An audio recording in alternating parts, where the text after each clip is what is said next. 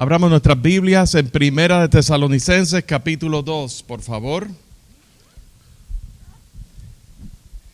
Mientras meditaba en la palabra que el Señor me había dado para el día de hoy y continuando con la serie en Primera de Tesalonicenses,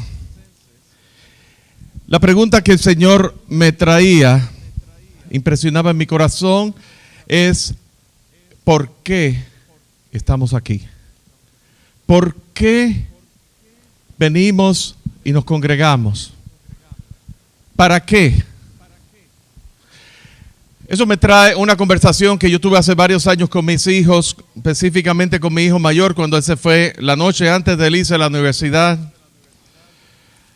Esa noche tuvimos una conversación bastante, para mí como papá, que se me iba el primer hijo, bastante emocionante o emocional, bastante intensa en el sentido de que eran las últimas horas que padre e hijo estábamos derramando nuestros corazones en afecto y al día siguiente pues ya se nos iba, lo íbamos a dejar a la universidad. Y en esa conversación que tuve con mi hijo, una de las cosas que el Señor impresionaba en mi corazón y que se lo pude decir a él fue: no importa hacia dónde tú vayas, no importa en qué rumbo en tu vida, en tu carrera tú sigas, no importa en qué estado de la nación tú vayas a vivir, no importa qué carrera tú vayas a seguir, lo único que te voy a pedir es que, incluso, no importa en qué congregación en específico te vayas a congregar. Estamos hablando ya en mi hijo en su etapa de adultez, ¿ok? Ya se estaba yendo se estaba retirando de la cubierta nuestra y tengo que aclarar eso. Pero lo único que te voy a pedir es que nunca dejes a Jesús. Nunca te abandones a Jesús. Y la carga que el Señor traía era, porque cuando leemos las estadísticas, los datos estadísticos específicamente, hay institutos que se dedican a hacer datos demográficos y estrategias demográficas o estadísticas demográficas, debo decir. Específicamente el Instituto Barna hizo un reporte de que de cada 5 jóvenes que se crían en la iglesia, 3 abandonan completamente la fe. Eso hace un 59% de estadísticas. Eso es bastante alarmante en el día de hoy. Y entre las razones por las cuales los jóvenes abandonan la fe, no es porque los padres no los criaron en el evangelio, en la palabra, en la amonestación del Señor, en los caminos del Señor. No fue por eso. Es porque realmente la iglesia ha tomado una postura un poco pasiva. La iglesia, y cuando hablo de la iglesia me refiero a nosotros los adultos, hemos tomado una postura bastante pasiva y en preguntarnos el por qué estamos aquí. Cuando yo pienso en las palabras del apóstol Pablo en Primera de Corintios capítulo 1, y no tienen que irlo a ver, pero dice que la palabra de la cruz es locura para los que se pierden. ¿Verdad? Dice que lo vil y menospreciado escogió Dios para destruir a los sabios. Dice que destruiré la fortaleza, destruiré la sabiduría de los sabios. Y no quiero parafrasearlo mal. ¿Dónde está el sabio? ¿Dónde está el escriba? ¿Dónde está el disputador de este siglo? ¿No ha enloquecido Dios la sabiduría del mundo? Pues ya sé que en la sabiduría de Dios el mundo no conoció a Dios. Mediante la sabiduría agradó a Dios salvar a los creyentes por la locura de la predicación. Y esa locura de la predicación del evangelio es la que trastornó nuestras mentes, o yo quiero pensar que trastornó todas nuestras mentes y nuestros corazones, y trastornó nuestras vidas para siempre. Y en esta mañana, en ese preguntar por qué y para qué estamos aquí, me vienen las palabras del apóstol Pablo ya de lleno en 1 Tesalonicenses capítulo 2, donde el apóstol Pablo establece las bases a la iglesia de Tesalónica, las bases para la obra ministerial que se llevó a cabo en Tesalónica. Y lo principal es, básicamente, que nuestro trabajo, nuestra visita a vosotros, versículo 1, no resultó vana. Yo quiero pensar y yo quiero impresionar a ustedes con un sentido de urgencia por los tiempos en que estamos viviendo. La razón por la cual esas estadísticas desde cada 5 personas, cada 5 jóvenes que se crían en la iglesia, 3 van a abandonar la fe al momento de ir a la universidad, es que la pregunta que hay que hacerse es: ¿cuál es la voz más fuerte en la vida de ese joven? ¿Cuál es la voz más fuerte en la vida de ese joven? Los medios de comunicación, la tecnología, la cultura presente, la cultura secular, la cultura humanista, la competencia fuerte que tenemos en las universidades cuando hay profesores que básicamente ellos establecen como meta y se jactan de que al final del semestre la mayoría de ustedes habrán abandonado la fe. Lo dicen ellos y esa es la meta, ese es el objetivo de algunos de los cursos básicos que se toman en las universidades hoy día. Y esas son las voces más fuertes. Y mientras tanto la iglesia, asumiendo una postura pasiva ante la realidad. Y la otra cosa es asumiendo una postura pasiva en la deficiencia de responder a las preguntas básicas existenciales que nuestros jóvenes tienen. Y entonces no en balde, nuestros jóvenes, yo hablo por ejemplo mis hijos, por muchos tiempos cuestionándonos por qué tengo que ir a la iglesia, para qué tengo que congregarme, si yo con ver en el internet, pues ya yo tengo más que suficiente, ¿verdad? Y es porque hasta que el Espíritu Santo no establezca esa palabra en los corazones, la salvación es individual, la salvación, la herencia de Dios, nosotros la transferimos a nuestros hijos, pero la salvación, la obra redentora de Jesús en la cruz del Calvario es individual. Así que me recuerdo en esa conversación con mi hijo, nunca dejes a Jesús. Y esa conversación yo se la extiendo a cada uno de ustedes, jóvenes, y a cada uno de ustedes, adultos, y a cada uno de ustedes, menos jóvenes, por no decir viejos. Eso suena despectivo, no, menos jóvenes. Que la palabra del Evangelio no sea en vano, no ha sido en vano. Atesora lo que tienes. Fíjense que en este pasaje que vamos a leer en el capítulo 2, Pablo está estableciendo las bases y vamos a leerlo. Pablo diciendo: porque vosotros mismos sabéis, hermanos, que vuestra visita a vosotros no resultó vana. Versículo 2, pues habiendo antes padecido y sido ultrajados en Filipos, como sabéis, tuvimos denuedo en nuestro Dios para anunciaros el evangelio de Dios, en medio de ¿qué? De gran oposición. La oposición no se limita a nuestros tiempos, eso ha sido desde el primer momento. Lo único que vemos es que está en crecimiento y aún más, y sofisticadamente creciendo la oposición. Versículo 3, porque nuestra exhortación no procedió de error ni de impureza ni fue por engaño, sino que según fuimos aprobados por Dios para que se nos confiase el evangelio, así hablamos. No como para agradar a los hombres, sino a Dios que prueba nuestros corazones. Porque nunca usamos de palabras lisonjeras, como sabéis, ni encubrimos avaricia. Dios es testigo.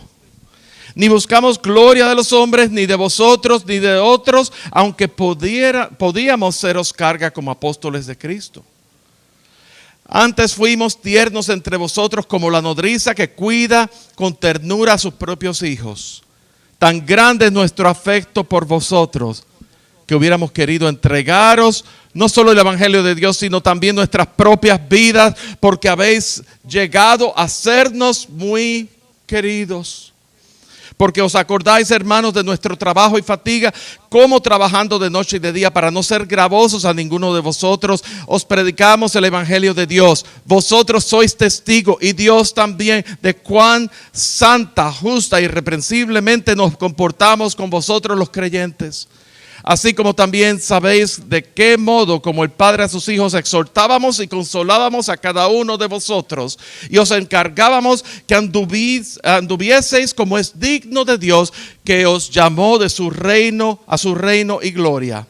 Por lo cual también nosotros sin cesar damos gracias a Dios de que cuando recibisteis la palabra de Dios que oísteis de nosotros, la recibisteis no como palabra de hombres, sino según es en verdad la palabra de Dios, la cual actúa en vosotros los creyentes.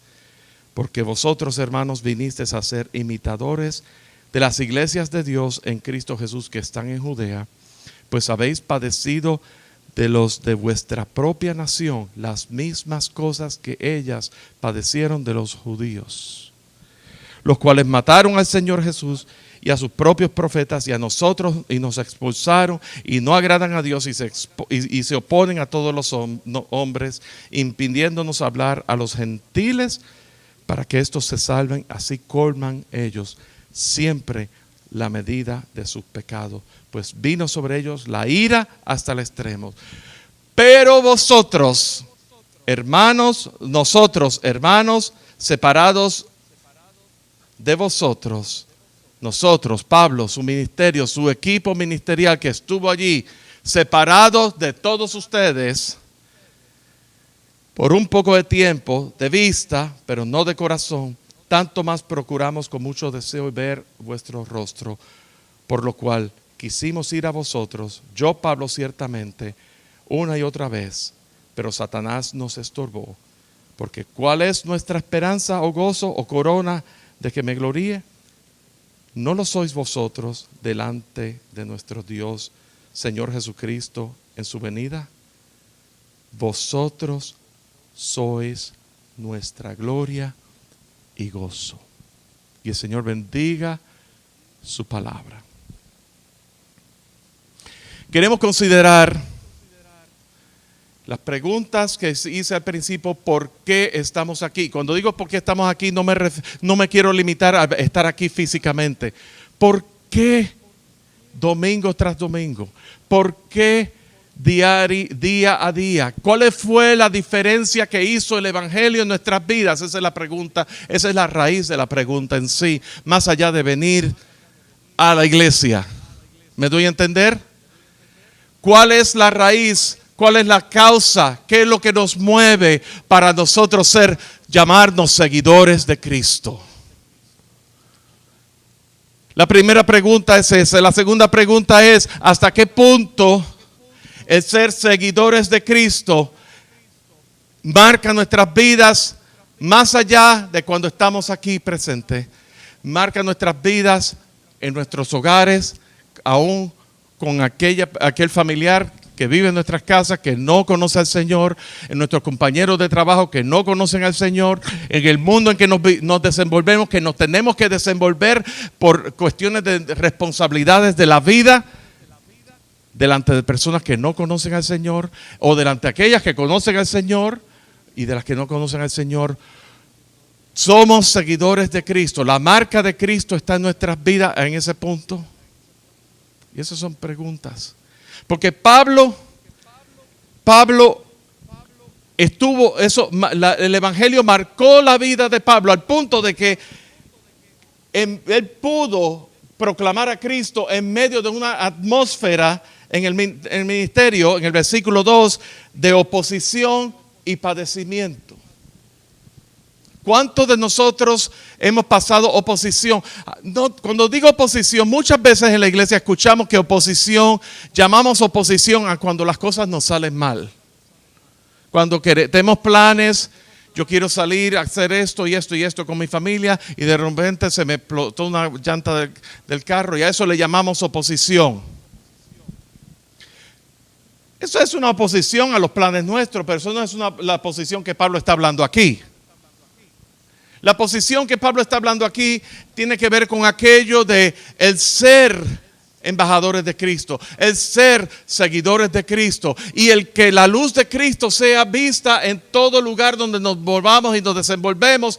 Para eso hay oposición, porque les tengo una noticia: el Evangelio es altamente, escuchen bien esto, el Evangelio es altamente ofensivo. El Evangelio ofende. Ante una cultura de diversidad en todos los géneros, pero diversidad religiosa, diversidad de que todos los caminos conducen a Dios. Y tú vienes a decir que por la muerte de un hombre se logró la redención de aquellos que le creen en el nombre de aquel que murió en la cruz y derramó su sangre preciosa. Y yo les tengo una noticia: ese es el Evangelio. De que no hay nada que tú puedas hacer por ti mismo, por tus propios méritos, para tú alcanzar la salvación, esa salvación eterna, esa salvación redentora, sino por la obra de Cristo en la cruz del Calvario, por los méritos de Cristo Jesús. Y lo único que tú tienes que hacer es poner tu fe en Él. Pero eso es altamente ofensivo a la cultura presente, porque vivimos en un mundo donde pensamos que por nuestras obras podemos alcanzar, acercarnos tan siquiera a Dios, y no pensamos, y el hecho de que nuestra justicia es como trapos de inmundicia delante de Dios y que todos somos pecadores y que el pecado nos separa, eso es algo que realmente es un reto que no todo el mundo está dispuesto a escuchar en el mundo que vivimos. Y no en balde, si no todo el mundo está dispuesto a aceptar, a escuchar, a aceptar, no en balde hay agendas en contra de ese principio. Así que el Evangelio es altamente ofensivo, oposición, pero al mismo tiempo padecimiento. Padecimiento porque estamos hablando de personas que fueron azotados, personas que fueron perseguidos, personas que fueron arrestados, personas que fueron maltratados físicamente o que tuvieron que la opresión fue de tal magnitud por causa del Evangelio. Eso es altamente ofensivo a esta cultura. Y entonces, Pablo establece en los versículos 2 y 3, en realidad en los versículos 2 al 6, establece dos cosas. Establece primero las bases para la obra ministerial y en qué consistía la obra ministerial. Y la obra ministerial, recordamos que la obra de predicar el Evangelio, decíamos la última vez que no era en palabra solamente, sino en palabra y en poder, en palabra y el Espíritu Santo manifiesto. Y esto es lo que la obra ministerial de Pablo, el llamado de Pablo era anunciar y exhortar. ¿Qué exhortaba? Exhortar que tú necesitas reconciliarte con Dios. Tú necesitas conocer a Dios. Tú necesitas reconocer que tú eres pecador, pecadora. Tú necesitas a Dios en tu vida para llenar ese vacío que está en ti. Que el camino por donde vas está equivocado. Esa es la exhortación. Y que la única respuesta es Cristo Jesús. Y que la única respuesta en nuestras vidas para ser salvos es: en Cristo Jesús no hay otro nombre en que los hombres puedan ser salvos, sino en el nombre de Cristo Jesús. Anunciar y exhortar. Y Pero en qué se basaba Pablo para poder anunciar y exhortar? Se basaba en que primeramente Pablo había sido aprobado por Dios. Versículos 2 al 6. Dice que Dios prueba los corazones. Pablo había sido aprobado por Dios. Pablo estaba delante de Dios. Y en el llamado de Jesús, el llamado en la vida de Pablo, apóstoles de Cristo, embajadores de Cristo, enviados. Apóstol significa el que ha sido enviado. Hoy día en la cultura eclesial a cualquiera se le llama apóstol como si fuera una promoción. Y yo le tengo una noticia: el sentido de apóstol que vemos en las escrituras es el sentido del apóstol, la persona que estuvo presente, que vio personalmente, estuvo presente en la muerte y resurrección de Cristo Jesús, lo vio, lo experimentó. Y Pablo Pablo constantemente estaba defendiendo su ministerio apostólico en base a que en el camino a Damasco él tuvo una experiencia sobrenatural con el Cristo resucitado. Así que Pablo era apóstol. Pero hoy día lo vemos como una promoción. Ya no es pastor, ahora es el apóstol, tal o más cual. Pero eso no es el apostolado bíblico. Ese es un título, más nada. Un título. Aprobados, probados por Dios, delante de Dios y calificados como apóstoles de Dios. Y luego vemos aquí la metodología que Pablo, tanto hablamos de cuál es la metodología. La metodología, Pablo establece aquí que la metodología, el método que él utilizó para llevar a cabo su obra ministerial no consistía, en los versículos 3 al 5, no consistía en lisonjas. ¿Saben lo que son lisonjas? Lisonjas es palabrería, como decir, llenarse la boca de palabras para tratar de halagos excesivos para tratar de llamar la atención de la otra persona en aras de recibir algo a cambio. Porque eso es la lisonja es un halago. El halago no es malo, pero el halago excesivo que tiene un motivo ulterior de buscar algo a cambio de esa persona, eso es una lisonja. Y Pablo dice que no fui a ustedes con lisonjas, ni tampoco con avaricia, ni con gloria de hombres. Yo no buscaba gloria de hombres. Yo no vine aquí en error, ni en impureza, ni en engaño, para agradar a los hombres. ¿Cómo yo vine? ¿Cuál fue el corazón de Pablo? ¿Y cuál es el corazón de nosotros delante del Señor cuando proclamamos su gloria y su grandeza? Dice, agradar a Dios, llenos de afecto hacia la obra, afecto hacia los hermanos, afecto hacia la grey del Señor. Escuchen bien, hermanos, escuchemos bien. Y también en entrega, hubo entrega, una entrega desinteresada, un sacrificio y una proclamación con denuedo de la palabra de Dios. O sea, Pablo no se detenía, él no pausaba de su momento de prédica. Y obviamente para cambiar las conversaciones a la cotidianidad, Pablo sabía Pablo sabía el sentido del propósito. Pablo sabía lo que había sido llamado. Y déjeme decirle una cosa.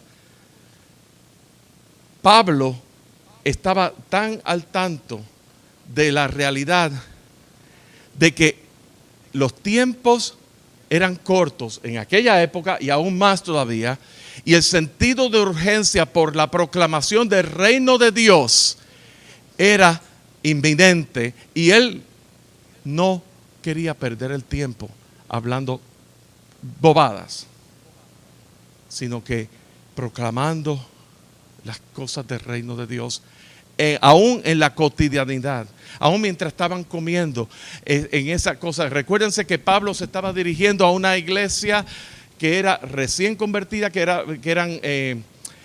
ellos no estaban al tanto del judaísmo, ellos eran gentiles y ellos eran paganos, seguían el paganismo y se habían recién convertido. Así que ese sentido de urgencia de que Pablo iba a estar con un periodo de tiempo con ellos y era hablando con denuedo, aprovechando al máximo, porque de ahí iban a salir obreros que iban a salir para la obra de Dios. Y eso es algo que tenemos que tener presente nosotros hoy día. En el siglo XXI, en esta pequeña manada que Dios nos ha puesto, ¿cuál es el sentir de Cristo en nuestras vidas?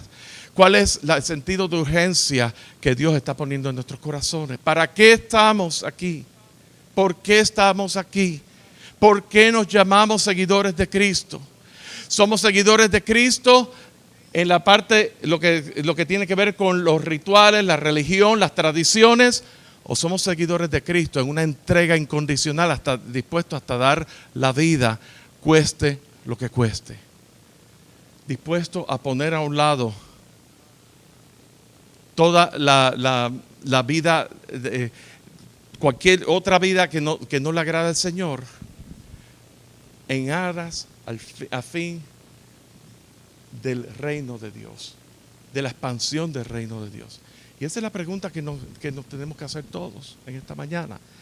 Y entonces Pablo estaba consciente, y él lo decía, porque muchas veces venían, y decíamos anteriormente que venían personas, cuando venían otras personas a predicar otro tipo de evangelio y otro tipo de doctrina, pero era con un interés personal.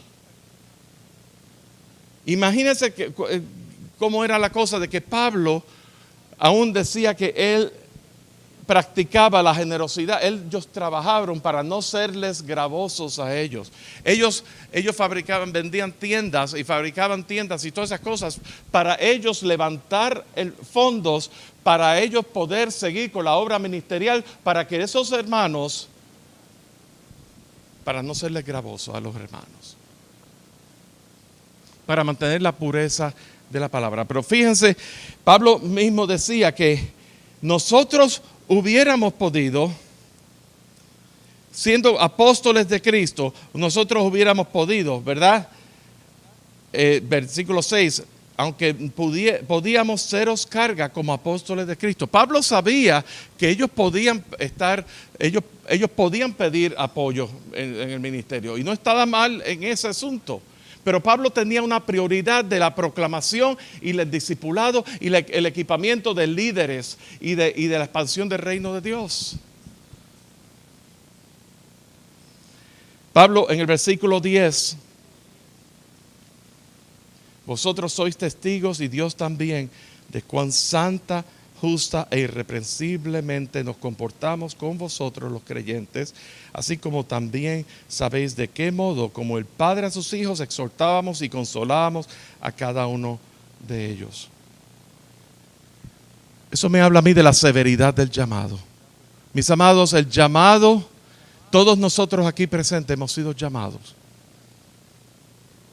El llamado tuyo quizás sea en la capacidad específica, el funcionamiento específico, quizás sea diferente al llamado que Dios me ha puesto a mí en mi vida. Pero todos hemos sido llamados igualmente. Porque el llamado principal es a Él, a la salvación primeramente. Y en ese ser salvos y en ese pertenecerle a Él, Dios pone carga y Dios identifica los dones y talentos específicos en la capacidad que Dios te ha dado. Aquí tenemos hermanos que se dedican a orar, que son guerreros de oración.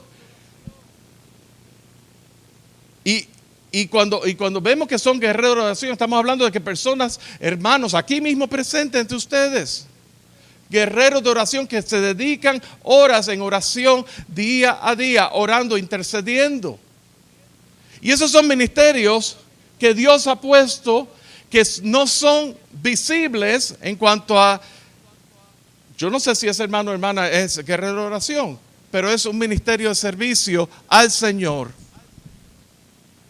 poniéndose en la encrucijada entre la guerra espiritual, entre lo que es el reino de las tinieblas y el reino de Jesús. Y tú estás guerreando y estás orando, intercediendo por esas necesidades que según el Espíritu pone. Aquí hay hermanos que tienen el don de servicio. Aquí hay hermanos que tienen el don de enseñanza. Aquí, entre ustedes. Aquí hermanos que tienen el don de cuidado pastoral. Aquí hermanos que tienen el don de lo que tiene que ver con el sacerdocio de la alabanza y adoración. Eso, el don específico Dios lo da, pero el llamado es el mismo a Él primeramente. Todo eso se sustrae del llamado principal que es a Él. Entonces aquí vemos la severidad del llamado, de no tomar el llamado de Dios a nuestras vidas, el por qué no tomarlo a la ligera. Tomarlo con sentido de urgencia. Tomarlo diligentemente. Aquí vemos que Pablo tomó muy en serio el asunto del cuidado pastoral. Y cuando veamos la próxima vez que me toque compartir la palabra con ustedes en el capítulo 3, vamos a ver en que ya Pablo se está adentrando específicamente en las exhortaciones a la iglesia en Tesalónica. Él está siendo bien específico y bien práctico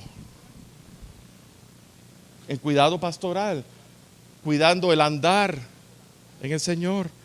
Cuidando siempre la causa, el por qué estamos aquí, por qué nos llamamos seguidores de Cristo. La causa, la gloria de Dios, el reino de Dios y la dignidad de Dios. Y entonces, todo eso, por causa de en medio de la oposición, en medio de lo que tiene que ver de que Pablo fue aprobado por Dios y fue llamado por Dios y fue llamado apóstol de Jesucristo y actuaba delante de Dios a anunciar y exhortar, Pablo desinteresadamente lo decía delante, lo que hacía y decía lo hacía delante de Dios, sabiendo y en oración, esperando ardientemente lo que dice el versículo 1, que nuestra visita, porque vosotros mismos sabéis, hermanos, que nuestra visita a vosotros no resultó vana. Yo les quiero decir una cosa. Hay tiempos en nuestras vidas que nos sentimos desanimados ante la oposición. Nos sentimos que en esta semana la casa se nos llenó de agua. Literalmente se nos llenó de agua. Pero sentimos que nuestra casa se nos llena de agua en muchos aspectos. De cualquier manera, desempleo, enfermedad, hijos, hijas rebeldes, escasez, recortes en el salario o te recortan las horas en el trabajo o tienes problemas relacionándote con algún compañero o compañera de trabajo. Y esas cosas nos quitan la energía. Y a veces nos preguntamos, ¿por qué yo voy a seguir esto? Llevamos nosotros, yo puedo hablar a nivel personal. A nivel personal, yo conocí al Señor cuando tenía 7 años. Yo recibí a Cristo como Señor y Salvador en mi vida cuando tenía 7 años. En medio de un hogar altamente disfuncional. En medio de un hogar que, ¿verdad?, sin entrar en los detalles y las consideraciones específicas, hoy día hay miembros de mi parentela que se cuestionan, se burlan de que ellos se han movido por la vida, pero yo estoy todavía estancado a la vista de ellos, siguiendo un evangelio. Y se burlan y cuestionan y ponen cosas en los medios sociales. Y Y esa es mi experiencia. Yo sospecho que esa no es mi experiencia, no se limita a mí. Todos aquí estamos pasando por eso, o hemos pasado por eso.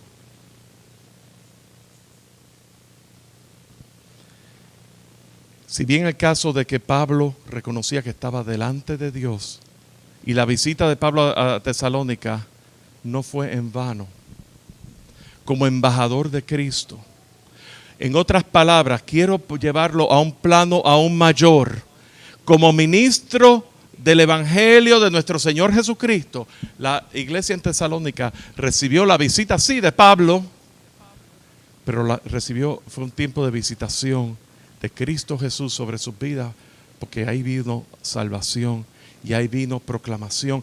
Y más adelante vemos que esa iglesia fueron imitadores de lo que Pablo y su equipo estaban haciendo, y su equipo ministerial estaban haciendo en proclamación. La visita no fue en vano. La visita de Pablo no fue en vano, pero aún más importante, la visita del Señor a sus vidas no fue en vano.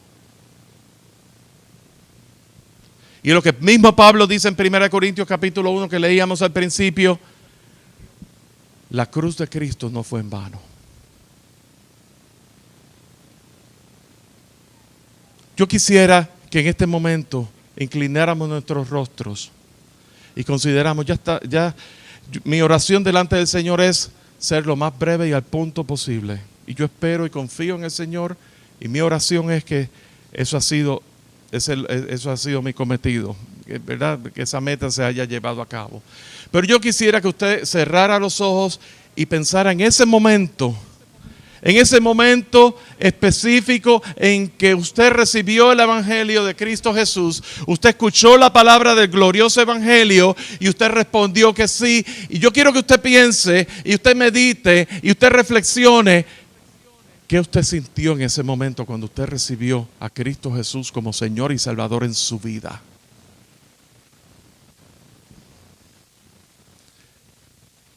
Yo quisiera que usted considerara esos primeros meses en su andar en el Señor. Yo me recuerdo vivamente, yo era un niño, pero me recuerdo como hoy prácticamente, hace 43 años. Y me recuerdo porque sentí un cambio en mi vida tan y tan grande.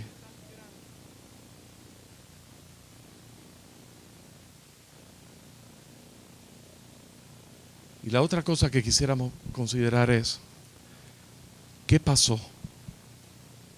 Los afanes de este mundo, los desafíos de este mundo, de este siglo, los problemas, la oposición, el enemigo tratando de robarte de esa bendición y de ese gozo y de ese júbilo. ¿Saben una cosa? El gozo del Señor es nuestra fortaleza, pero el gozo del Señor, escúchenme bien, el gozo del Señor es algo que nosotros tenemos que ir en pos de Él en todo tiempo, no importa la circunstancia. Podemos estar afligidos, pero no destruidos.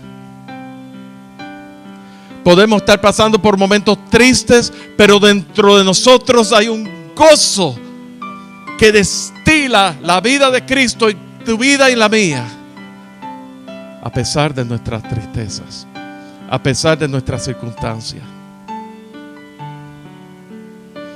¿Saben una cosa? Yo pienso muchas veces en los afanes de la vida, han sido un factor bastante influencial en querer robar el gozo. Y en esta mañana yo quiero decirte que no ha sido en vano la palabra de la cruz al cual un día tú recibiste.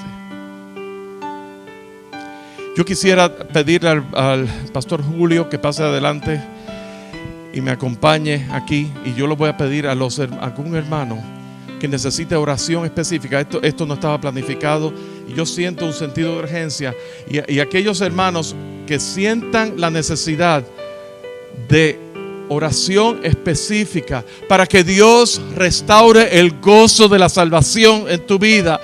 Dios restaure el sentido de propósito en tu vida para tú ser seguidor de Cristo aquí cuando estamos entre los hermanos, pero aún en tu casa.